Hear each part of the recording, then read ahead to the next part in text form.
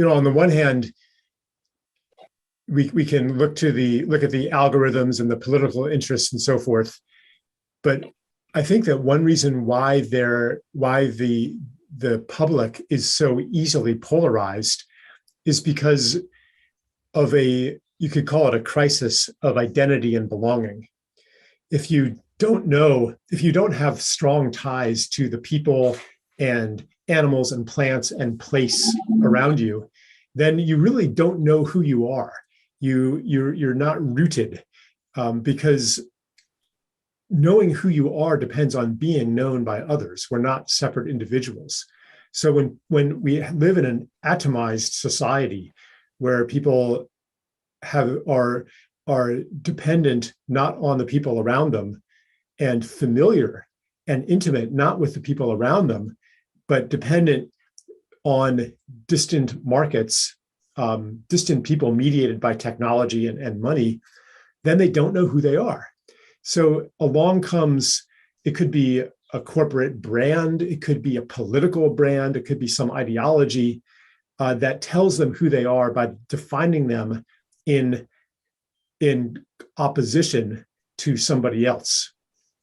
So you could say that this polarization is more a symptom than a cause of our current social inability to be coherent and to solve any of our problems, which are actually quite easy to solve objectively. Helena mentioned that true regenerative agriculture beyond the label can bring, not only ecological healing, but even higher yields. I mean, we could completely solve the climate crisis, which I don't even like using that word. That's another one of those words that tends to get hijacked into globalized solutions. So I would rather say the ecological crisis. I mean, we could easily solve that if we were in agreement. And the changes we would have to make would actually be less than the changes that we made to in the face of COVID. Like, those were profound changes and huge sacrifices for many, many of the world's less affluent people in the global South, for example. That's one thing that doesn't show up in epidemiological metrics, the number of children that are, being starved, stunted, wasted all around the world. So anyway, another thing I'll pick up on that Helena said was, I can't remember the exact words you used, Helena, but it was about, you said saying enough. And this is to realize that we have a choice in the matter, and that what has been presented to us as technological progress is not an inevitability.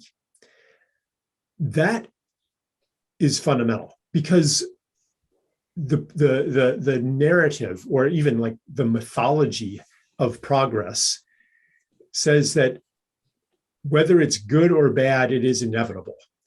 Helena's work has spoken a lot to the fake inevitability of urbanization. And you look at all kinds of demographic projections, and they all take urbanization for granted. Well, why? Are we sovereign as a collective? Like, we're not. I mean, can't we choose whether to urbanize or not? Can't we choose whether to adopt more and more technology? But this assumption of inevitability and of this arc of progress that takes us more and more away from materiality, even more and more away from place, more and more away from community.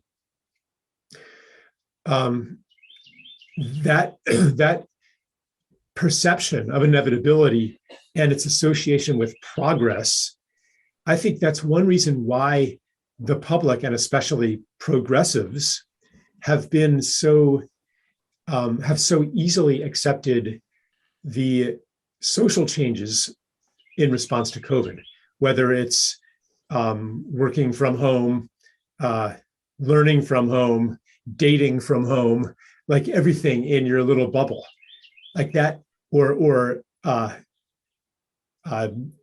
technological dependency for health, for immunity, like all of the things that came with COVID seemed to fit or did fit this narrative of inevitable progress. And it's really, I think that COVID was an enormous, it was, I mean, I called it an initiation, a coronation into sovereignty, because it says to us, here's where we've been going. Here's a glimpse of the future. Do you want it? Is this really what you want? And if we awaken to our choice, then we might say no. And we might overthrow the narrative of inevitability. The inevitability, it actually does have a truth, which is that if we don't exercise our voice, if we don't exercise our sovereignty and true democracy and take the choice, then it is inevitable. I mean, this is the default that we're moving toward. So that's why films like this and events like this are really important, because they tell us that there is that there is an alternative, and they display what the alternative might be. I can say an awful lot more about the metaverse, but I'll just simply, like, beyond all the intellectual arguments about the effect on society and the depression and the anxiety and the addiction, like all the stuff that has skyrocketed during COVID, I'll just point to how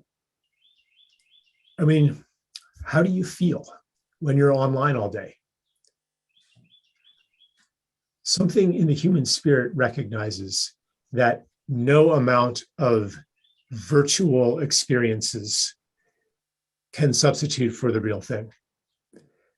Ultimately, what we're doing here is reclaiming life. And life is in the world, and it is through relationship.